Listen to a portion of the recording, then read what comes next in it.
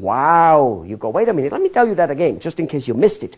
I will down the road, throughout this series, show you how you'll be communicating many topics which have nothing to do with your product or service which you're selling.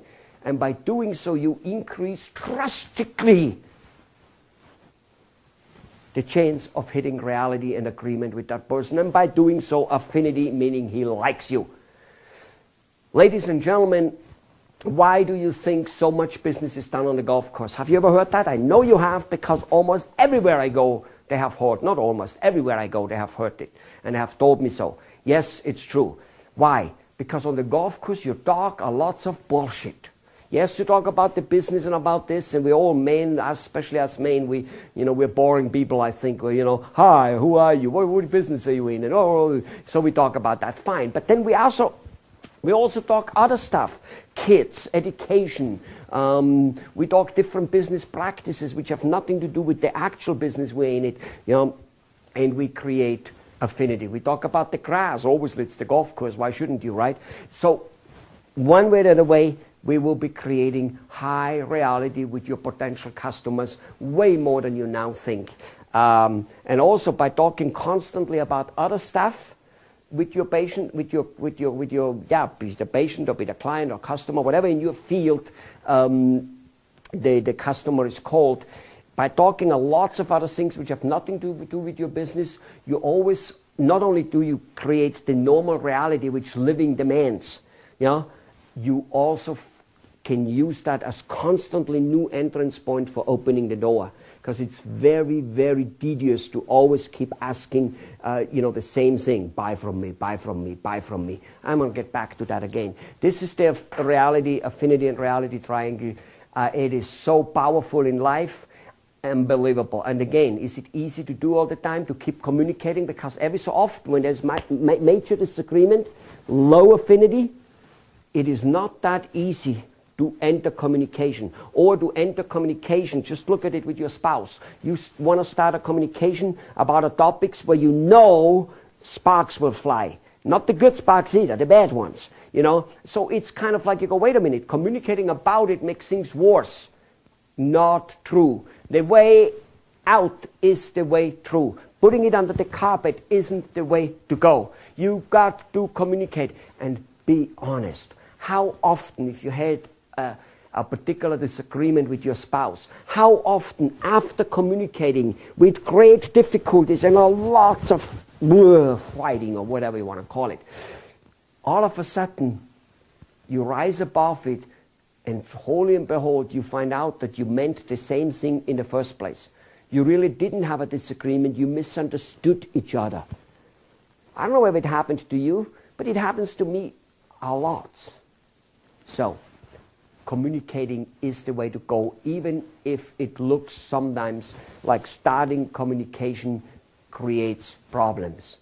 You keep communicating and keep communicating. That's how you will get your point across. The other person gets the point across, and all of a sudden you start having reality. Sometimes the reality is, on this point we disagree, and you can be both relaxed, whether that is a business partner, a prospect, or your spouse.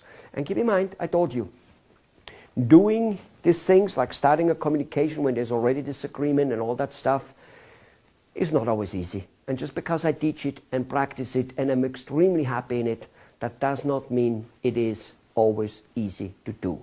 Nobody says that, but you've got to work on it, and it becomes natural and it becomes beautiful. This can change your life.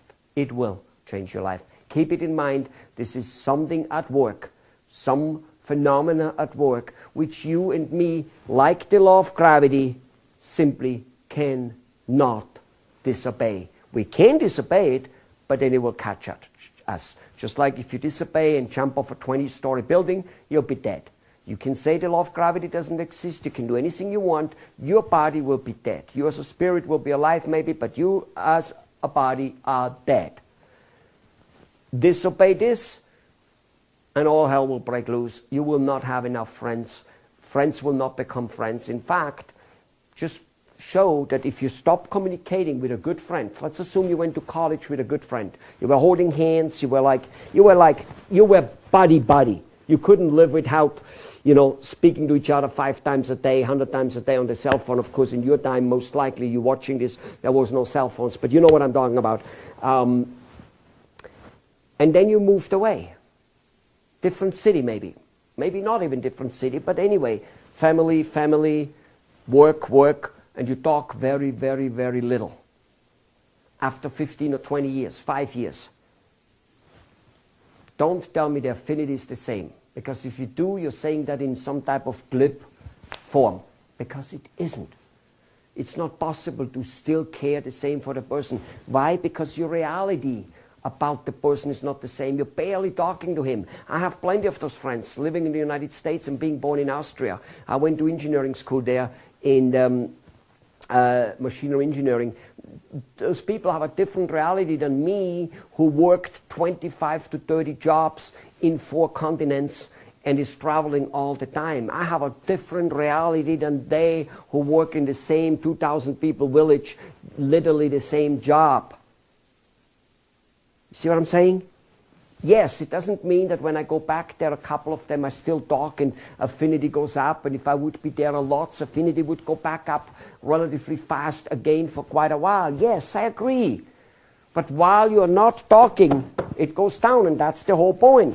If you then start talking again to your old friend, chances are affinity goes up very high. And sometimes you will realize it doesn't, because you will realize he has a total different reality. Maybe he became a little crook. Maybe he whatever. Maybe he changed his wife every 4 years, and you don't agree with that, and you just cannot be anymore having a high liking. Why? Because there's a low reality. Ladies and gentlemen, this is marketing at its best. This is living life at its best.